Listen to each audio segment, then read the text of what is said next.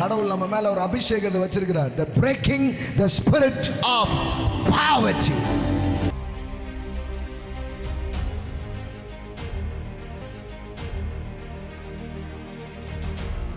நம்ம சபையில் இருக்கிற எல்லாம் ஆவியை துரத்துற ஆவியா இருக்கணும்.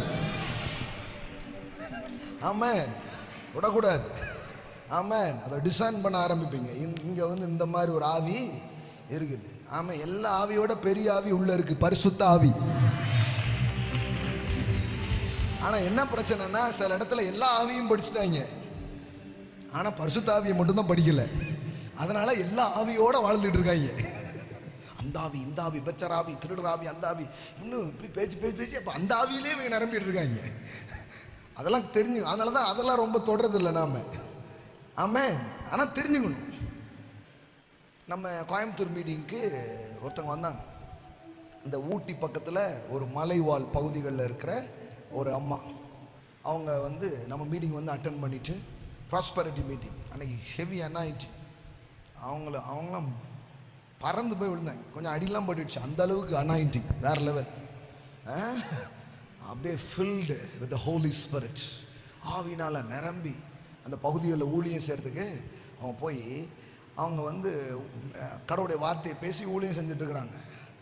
அங்கே ஒரு பேய் இப்படி ஆடிட்டு என்ன நீ ப்ராஸ்பரிட்டி மீட்டிங் போயிட்டு வரையா அப்படின்ட்டு, இந்த செழிப்பு கருத்துருங்க அது அவங்களுக்கு இது எப்படிடா சொல்லுது அப்படின்ட்டு. இந்த ஊரில் எல்லாரையும் கடைக்காரனா நான் தான் ஆக்கி வச்சுருக்கேன்.